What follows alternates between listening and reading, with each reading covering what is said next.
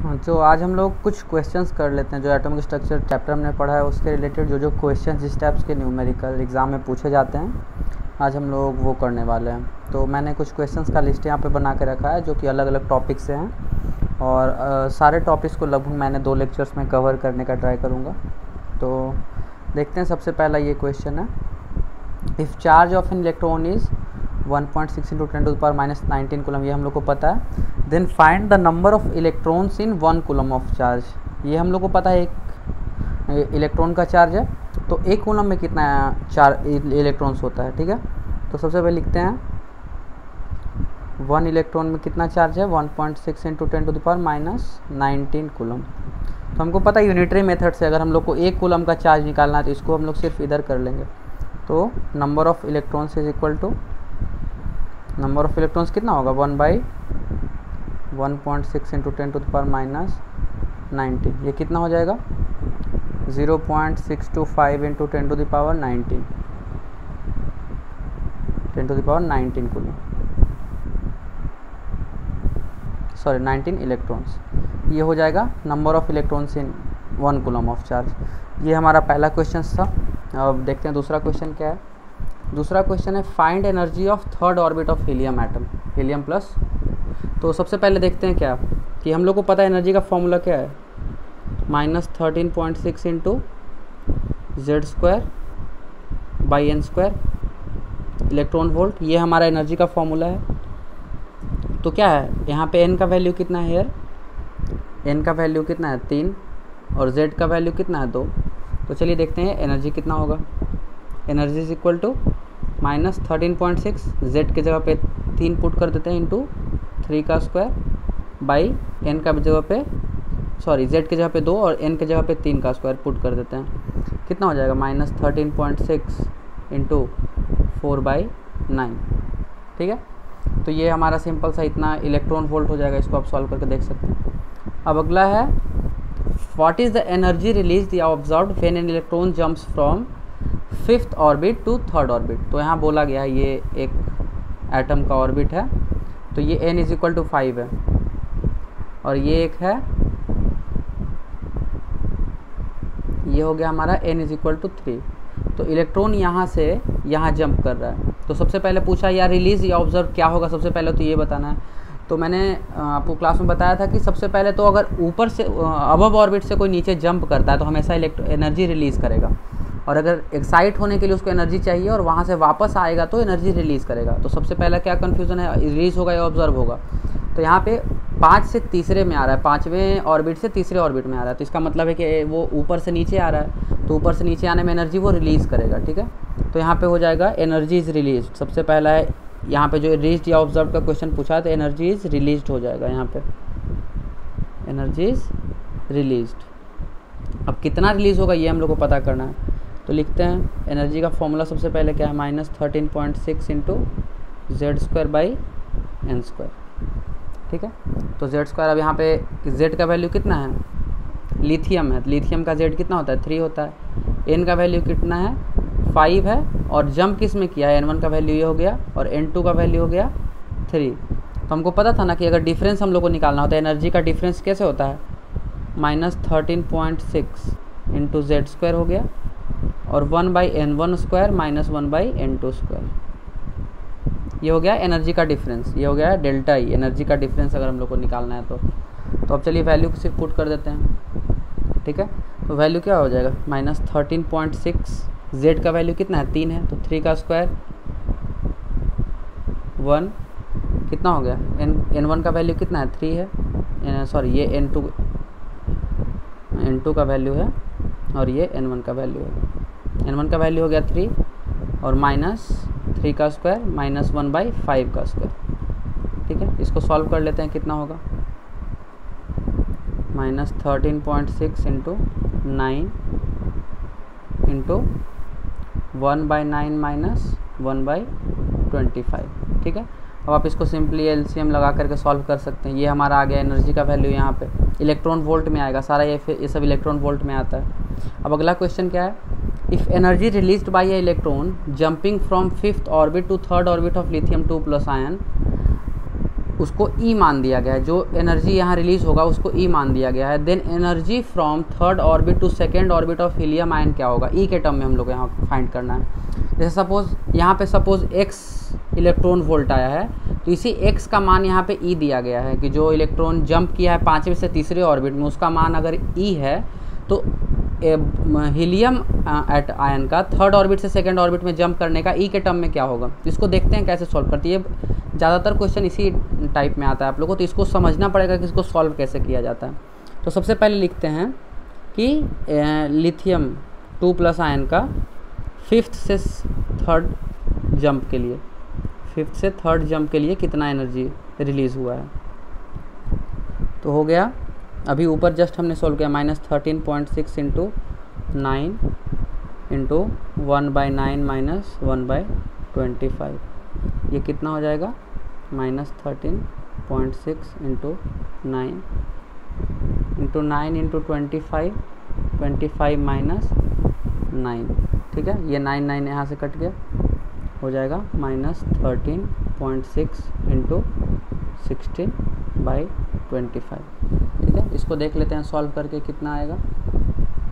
13.6 into 16 divided by 25, ये हो जाएगा 8.704, ठीक है। तो अब आगे हम लोग देखते हैं, ये हो गया इलेक्ट्रॉन वोल्ट में, इसका वैल्यू दिया गया है, इसको ई माना गया है, 8.704 को ई माना गया है। तो अब हम लोग को निकालना किसका है, हम लोग को निकालना है He+ का थर्ड ऑर्बिट से सेकेंड ऑर्बिट के लिए। तो उसके लिए क्या हो जाएगा, ये हो गया हमारा ई। अब हम लोग को निकालना है Z = 2, N1 = 2 और N2 = 3, मतलब कि थर्ड से सेकेंड जंप के लिए कितना एनर्जी होगा। तो चलिए इसका कैलकुलेशन हम लोग करते हैं। तो -13.6 इंटू Z का स्क्वायर 4 हो जाएगा, और N1 का वैल्यू क्या है 2 है, तो ये 4 हो गया -1/9, ठीक है। ये इसका सिंपली वैल्यू हमने यहाँ पुट किया है, ये कितना हो जाएगा -13.6 इंटू 4 इंटू 5/36, ठीक है।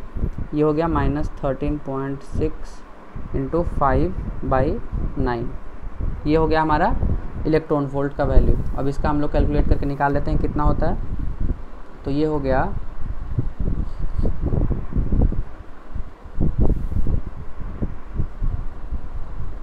ये हो गया 7.6 इलेक्ट्रॉन वोल्ट, ठीक है। तो हम लोग को निकालना है, इसको हम लोग चलिए मान लेते हैं E2, ठीक है ना, ये E2 हो गया।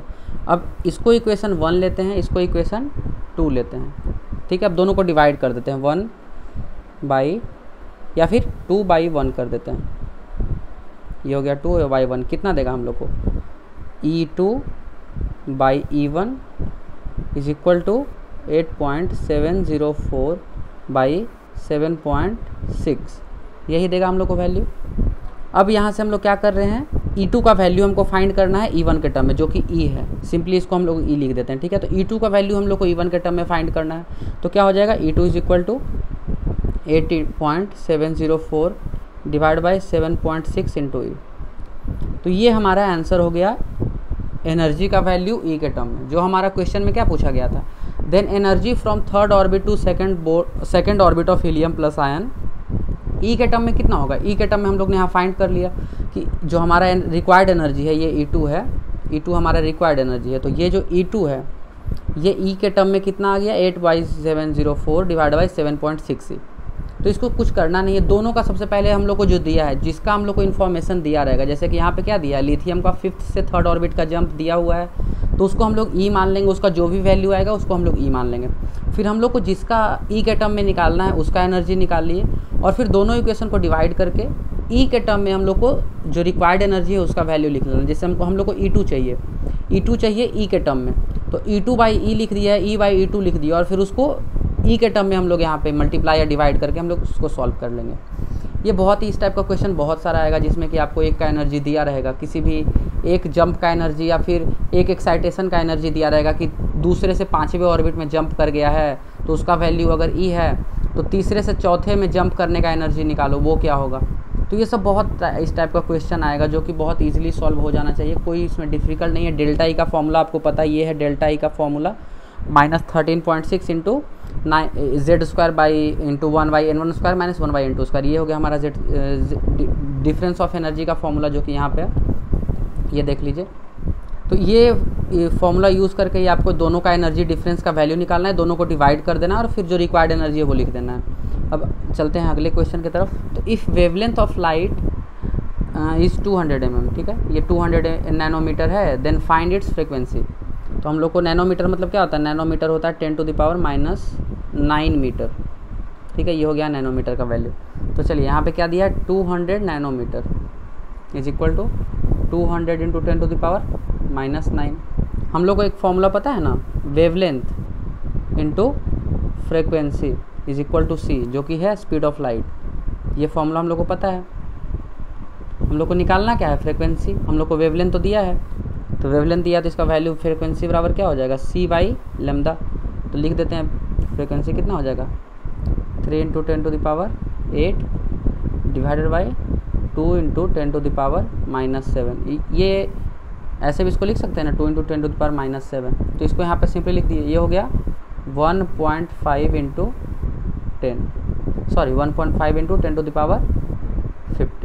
ये हो गया हमारा फ्रिक्वेंसी। ये हो गया हर्ट्ज, इसका यूनिट होता है फ्रिक्वेंसी का यूनिट। तो ये हमारा फ्रिक्वेंसी आ गया। ये सिंपल कुछ नहीं, इसमें एक सिंपल फॉर्मूला यूज़ करना था जिसमें कि हम लोग को पता है कि वेवलेंथ इंटू फ्रिक्वेंसी हो जाता है स्पीड ऑफ लाइट। ये हो जाता है स्पीड ऑफ लाइट। कुछ बहुत ज़्यादा इसमें कॉम्प्लिकेशन नहीं था, सिंपल सा क्वेश्चन है। अब क्या है, number of spectral lines observed when electrons jump from 5th to 2nd orbit, ठीक है। तो ये एक थ्योरेटिकल क्वेश्चन इस टाइप का आपको बहुत ज़्यादा पढ़ने को मिलेगा या फिर बहुत सारा क्वेश्चन मिल सकता है। तो यहाँ बोल रहा है कि एक 5th ऑर्बिट है और यहाँ पे 2nd ऑर्बिट है, ठीक है। बीच में एक 4th ऑर्बिट भी होगा, एक 3rd ऑर्बिट भी होगा। ये क्या है, n = 2, n = 3, ये 4 और ये 5। तो इलेक्ट्रॉन यहाँ से यहाँ जंप कर रहा है, ठीक है। हमको नहीं पता कैसे जंप कर रहा है, डायरेक्टली जंप कर रहा है कि एक एक करके जंप कर रहा है, ठीक है, या फिर एक बार 2 जंप किया या एक बार 1 जंप किया। हमको नहीं पता कि ये क्या कैसे जंप कर रहा है। सिंपली हम लोग को दिया है कि 5वें से सेकंड में जंप कर रहा है। तो हमको पूछ रहा है कि स्पेक्ट्रल लाइन, जैसे कि ये यहाँ से यहाँ तक अगर जंप किया तो इसका एनर्जी कुछ और होगा, यहाँ से यहाँ तक जंप किया, यहाँ से यहाँ तक जंप किया, यहाँ से यहाँ तक जंप किया, तो ये सब का एनर्जी कुछ और होगा। यहाँ से यहाँ तक जंप किया, यहाँ से यहाँ तक जंप किया, तो इसका एनर्जी कुछ और होगा। तो यहाँ पे पूछा जा रहा है कि total number of spectral lines क्या होता है, ठीक है, total number of spectral lines कितना होगा। तो इसका एक सिंपल सा फॉर्मूला आता है, total number of spectral lines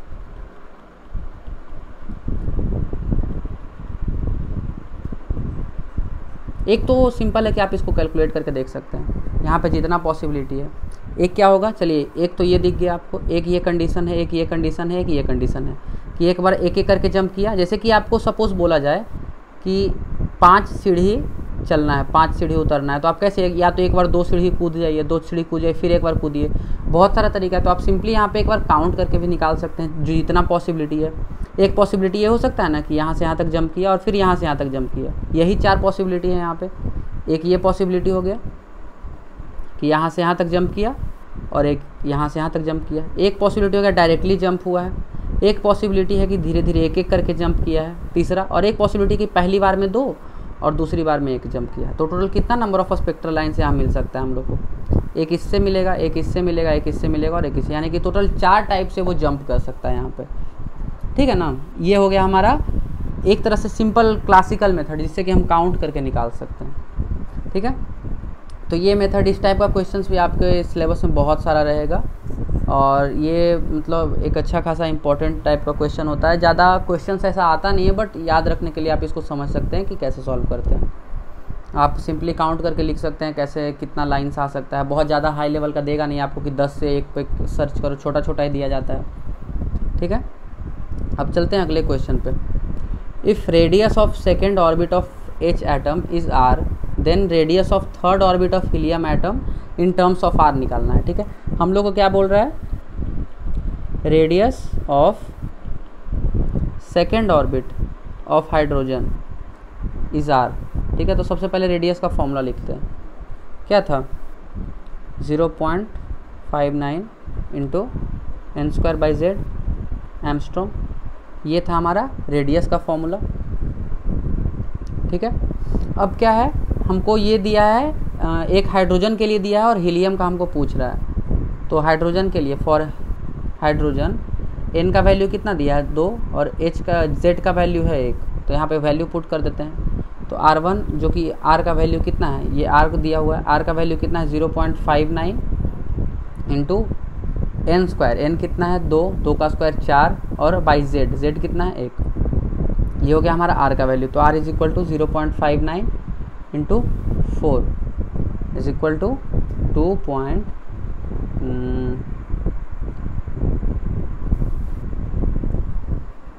हाँ ठीक है 2.36 एम्स्ट्रॉम, ठीक है। ये हो गया R का वैल्यू। अब हम लोग को पूछ किसका रहा है, third orbit of helium plus ion, ठीक है। हीलियम प्लस में क्या हो गया, n का वैल्यू हो गया 3 और z का वैल्यू हो गया 2, तो यहाँ पे R का वैल्यू निकाल देते हैं। ये R2 ले लेते हैं इसको, R2 का वैल्यू कितना हो गया, R2 का वैल्यू हो गया 0.59 इंटू n का वैल्यू कितना है 3, 9/4 इज इक्वल टू 0.59 इंटू 2.5 एम्स्ट्रॉम। अब हम लोग को R के टर्म में निकालना है, ठीक है। R के टर्म में निकालना है तो हम लोग क्या करते हैं, इसको इक्वेशन 1 मान लेते हैं, इसको इक्वेशन 2 मान लेते हैं, यहाँ पे डिवाइड कर देते हैं। R2/R इज इक्वल टू कितना हो जाएगा 0.59 इंटू 2.5 और R का वैल्यू हो गया 0.59 इंटू 4, ये हो जाएगा 2.5/4, ये हो गया R2/R का वैल्यू। तो R2 का वैल्यू क्या हो जाएगा 2.5/4 इंटू R, ठीक है। ये कितना हो जाता है 0.625 R, ठीक है। सिंपल है। यहाँ भी सिंपली एनर्जी वाला कॉन्सेप्ट हम लोगों ने यूज़ किया है। एनर्जी में क्या किया था, एक का एनर्जी निकाल के फिर दूसरे के साथ उसको इक्वेट करके और दोनों को डिवाइड कर दी। यहाँ भी हमने एक का रेडियस पहले निकाला, फिर दूसरे का रेडियस निकाला और फिर दोनों को डिवाइड करके हमने दोनों के बीच एक रिलेशन निकाल लिया, ठीक है। तो ये क्वेश्चन इस टाइप का आपको रेडियस से रिलेशन पूछ सकता है कि एक एटम का दूसरे एटम के ऑर्बिट के रेडियस से क्या रिलेशन होता है, तो उस टाइप का क्वेश्चन ये पूछा जा सकता है। अब अगला क्वेश्चन क्या है, तो अगले क्वेश्चन को देखते हैं। यहाँ पे क्या बोल रहा है, find the velocity of electron of first orbit of an element of atomic number 100। तो यहाँ पे बोल रहा है कि उसका रेडियस फर्स्ट ऑर्बिट का निकालना है, तो एन का वैल्यू यहाँ पे 1 हो गया और जेड का वैल्यू कितना है 100 दिया हुआ है, एटॉमिक नंबर 100 दिया है। तो यहाँ पे हम लोग को सिंपली निकालना है वेलोसिटी। तो वेलोसिटी का फॉर्म हम लोग को पता है 2.18 इंटू z/n। अब हम लोग को यहाँ सिंपली वैल्यू पुट कर देना है, sorry 2.18 into 10⁶, 2.18 into 10⁶ into z/n। तो चलिए फॉर्म वैल्यू पुट करके देखते हैं। तो 2.18 इंटू 10⁶ इंटू 100/1, ये हो जाएगा 2.18 इंटू 10⁸ मीटर पर सेकेंड। तो यहाँ पे आप एक चीज़ गौर कर सकते हैं कि यहाँ पे लाइट का स्पीड कितना होता है, स्पीड ऑफ लाइट कितना होता है 3 इंटू 10⁸, और ये वैल्यू कितना है 2.18 इंटू 10⁸ मीटर पर सेकेंड। तो एक चीज़ आप यहाँ पे कंसिडर कर सकते हैं कि ये दोनों कितना क्लोज वैल्यू है। लगभग एक कह सकते हैं कि इसका अराउंड 60% है, ये से 70% भी, इसको 70% के लगभग लाइट का वेलोसिटी, अगर किसी एटम का एटॉमिक नंबर 100 हो तो उसका जो वेलोसिटी होगा फर्स्ट ऑर्बिट का वो लाइट के स्पीड से 70% लगभग उसका होगा। तो इससे आप एक चीज़ कंसिडर कर सकते हैं कि जो भी हम लोगों ने हाइजेनबर्ग अनसर्टेनिटी प्रिंसिपल पढ़ा है या फिर जो भी हमने माइक्रो लेवल पे बात किया जो कि सब एटॉमिक लेवल पे है, तो वहाँ पे ही क्यों ऐसा अनसर्टेनिटी आता था या फिर किसी भी चीज़ का हम लोग एग्जैक्ट पोजीशन क्यों नहीं बता सकते, क्योंकि ये सब इतना स्मॉल होता है, इतना इन लोग का हाई वेलोसिटी होता है कि ये लगभग लाइट के जैसा बिहेव करने लगता है। इसीलिए इन लोग का वेव नेचर भी ज़्यादा होता है। बड़े ऑब्जेक्ट का वेव नेचर हम लोग इसीलिए ज़्यादा कंसिडर नहीं करते क्योंकि उन लोग का वेलोसिटी क्या होता है, नॉर्मल 10⁴ मीटर पर सेकेंड यहाँ तक पहुँच सकता है। ये भी बहुत ज़्यादा मैंने बता दिया, 10⁻, चलिए एक मान लेते हैं एक लिमिट, लेकिन यहाँ पे इन लोगों का वेलोसिटी लाइट के स्पीड से कंपेरेबल होता है। इस वजह से यहाँ पे सारा हाइजेनबर्ग का अनसर्टेनिटी प्रिंसिपल की इन लोगों का कोई एग्जैक्ट पोजीशन नहीं बता सकता है। फिर इन लोग का वेव नेचर यहाँ पे ज़्यादा इसलिए शो होता है क्योंकि इन लोग का स्पीड बहुत ज़्यादा होता है, ये बिल्कुल लाइट के लगभग पहुँच जाता है इसका स्पीड, इस वजह से इसका वो सब नेचर ज़्यादा शो करता है। अब चलते हैं आगे अगले क्वेश्चन की ओर। Find the wavelength of energy released when electron jumps from 5th orbit of to 2nd orbit of lithium 2+ ion. ठीक है, तो यहाँ पे बोल रहा है कि किसी भी लिथियम आयन से 5th से 2nd ऑर्बिट के जंप कर रहा है, तो यहाँ पे क्या हो जाएगा। सॉल्यूशन क्या है, हम लोग को एनर्जी पता है, -13.6 into Z square 1/n1² -1/n2²। तो यहाँ पे क्या बोल रहा है कि वेवलेंथ निकालना है। तो हम लोग सबसे पहले हम लोग को पता है इक्वेशन, हाँ, hc/λ is equal to energy होता है। तो अगर हम लोग को वेवलेंथ निकालना है तो क्या हो जाएगा, hc/एनर्जी, ये हो गया हमारा वेवलेंथ का फॉर्मूला। तो सबसे पहले हम लोग एनर्जी निकाल लेते हैं। ठीक है, तो एनर्जी कितना हो गया, -13.6, वैल्यू पुट कर देते हैं। z का वैल्यू क्या हो गया, 3 का स्क्वायर। अब यहाँ पे n1 का वैल्यू क्या है, 1/4 -1/25। ठीक है, 5th से 2nd, तो n1 का वैल्यू हो गया 2 और n2 का वैल्यू हो गया 25। ठीक है, तो अब यहाँ पे इन लोग का वैल्यू पुट करके हम लोग देख लेते हैं कितना है, 13.6 इंटू 9 इंटू 21/100, ये हो गया हमारा एनर्जी का वैल्यू, ये हो गया इलेक्ट्रॉन वोल्ट में। ठीक है, अब इसको एक बार कैलकुलेट करके देख लेते हैं कितना है ये। तो सबसे पहले तो ये इलेक्ट्रॉन वोल्ट में है, तो इसको हम लोग सबसे पहले जूल में चेंज करना पड़ेगा, क्योंकि इलेक्ट्रॉन वोल्ट में हम लोग एनर्जी को इक्वेट नहीं कर सकते, क्योंकि यहाँ पे जो एनर्जी रहता है ये होता है जूल में, ये इलेक्ट्रॉन वोल्ट में नहीं होता है। ठीक है, तो यहाँ पे भी हम लोग को सबसे पहले एनर्जी को जूल में चेंज करना पड़ेगा।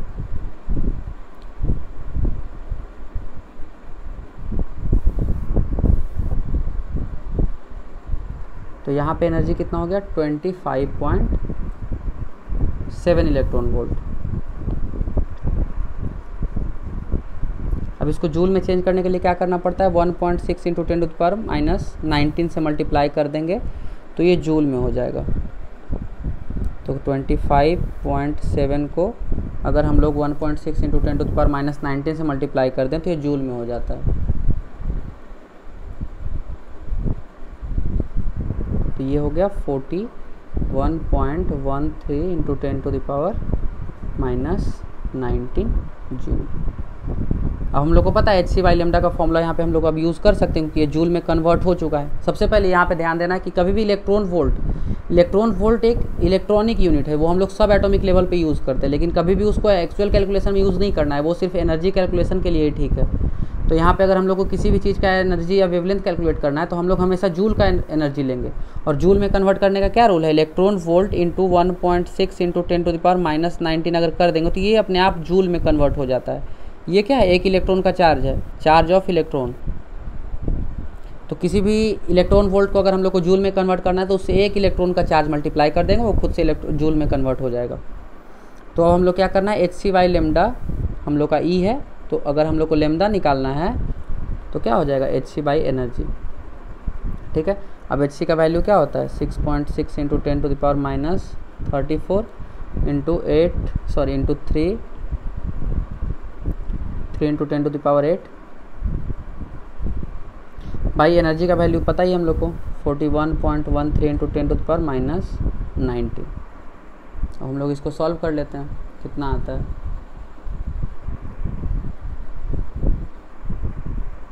6.6 इंटू 3/41.13, ये हो जाएगा 0.5 इंटू 10⁻⁻7। ठीक है, ये हो गया हमारा लेमदा, कितना आ गया, 5 इंटू 10⁻⁻8 मीटर, ये हमारा लेमदा का वैल्यू आ गया। तो ये इस टाइप का क्वेश्चन भी आपसे एग्जाम में बहुत पूछा जाएगा कि आपको एनर्जी डिफरेंस पूछ करके उसका वेवलेंथ निकालने दे देगा कि एक एटम, सपोज चलिए यहाँ पे देखते हैं कि ये एक ऑर्बिट है, अगर यहाँ से जंप हुआ है, यहाँ पे कोई जंप हुआ है, ठीक है, अगर यहाँ पे जंप किया है एक इलेक्ट्रॉन या फिर यहाँ से बाहर जाना चाहता है तो ये एनर्जी कितना रिलीज़ करेगा, और ये फोटोन रिलीज़ हुआ है, इसका वेवलेंथ कितना होगा, ये हम लोग को यहाँ पे निकालने दे सकता है। और ये बहुत ही ट्रिक टाइप का क्वेश्चन होता है, क्योंकि नॉर्मल लोग क्या करते हैं, नॉर्मल क्या होगा कि 13.6 इंटू जेड स्क्वायर करके अगर हम एनर्जी निकाले भी तो वो इलेक्ट्रॉन वोल्ट में रहता है। अब इलेक्ट्रॉन वोल्ट को आदमी सीधा एच सी बाई लेमदा कर देता है तो रॉन्ग हो जाता है। तो सबसे पहले दिमाग में क्या रखना है कि जो भी हमारा एनर्जी आया है वो इलेक्ट्रॉन वोल्ट में है, तो इसको जूल में कन्वर्ट करना है। और जूल में कन्वर्ट करने के लिए क्या होता है, electron volt into E, charge of electron अगर हम मल्टीप्लाई कर देंगे तो ऑटोमेटिकली जूल में कन्वर्ट हो जाएगा। ठीक है, तो जूल में कन्वर्ट करना बहुत इंपॉर्टेंट है, तभी आप एच सी बाई लेमडा का फॉर्मूला यूज कर सकते हैं। वहाँ पे एनर्जी आप जूल में ही कंसिडर कीजिएगा हमेशा। अब चलते हैं अगले क्वेश्चन की ओर। Find the frequency and wavelength of energy released by electron when jumps from 5th to 2nd orbit. यहाँ भी चलिए ले लेते हैं वही सेम टू सेम क्वेश्चन ले लेते हैं जो आगे हमने पढ़ा है, ऑफ लिथियम आयन का ले लेते हैं, ऑफ लिथियम 2+ आयन का ले लेते हैं पहले जो हमने किया। तो यहाँ पे हम लोग एनर्जी पहले निकाल चुके हैं। एनर्जी कितना था, जूल में था 41.13 × 10⁻⁻19 जूल। तो एनर्जी तो हम लोग निकाल सकते हैं, 41.13 × 10⁻⁻19 जूल हमारा एनर्जी हो गया।